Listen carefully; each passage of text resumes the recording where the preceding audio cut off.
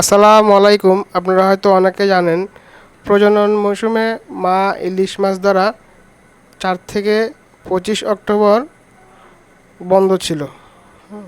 বঙ্গোপসাগর এবং দেশের অভয়ারণ্যে সব ধরনের মাছ ধরায় নিষেধাজ্ঞা ছিল।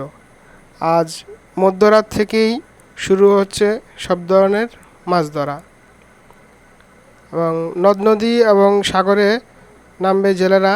তার জন্য জেলেরা নিচ্ছে আগাম প্রস্তুতি।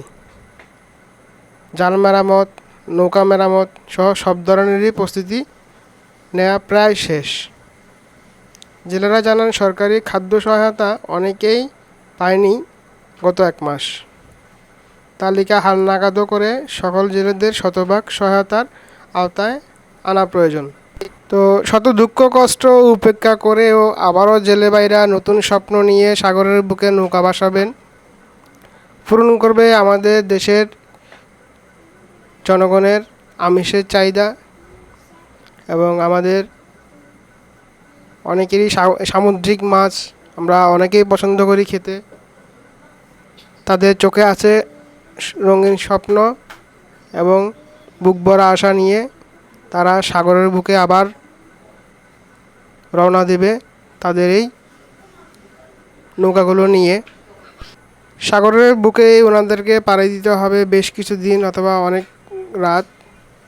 তারপরে ওনাদের পরিবার আবার নতুন করে ওনাদেরকে ফিরে পাবে এবং সেই সাথে আনন্দ উদযাপন করবে। তো আমাদের পক্ষ থেকে ওনাদের জন্য অবশ্যই দোয়া এবং শুভকামনা রইল। দীর্ঘ 1 মাস অপেক্ষার পর ওনারা আবার সাগরের বুকে নৌকা ভাসাবেন। ওনাদের সকলের মনের আশা যেন সৃষ্টিকর্তা পূরণ করে। এবং আপনাদের যদি এই ভিডিও ভালো লেগে থাকে অবশ্যই আমাদেরকে কমেন্ট বক্সে জানাবেন। আর কোনো পরবর্তী আপনারা কী ধরনের ভিডিও আমাদের কাছ থেকে দেখতে যাচ্ছেন অবশ্যই কমেন্ট বক্সে জানাবেন। সেই পর্যন্ত ভালো থাকবেন, সুস্থ থাকবেন। আল্লাহ হাফেজ।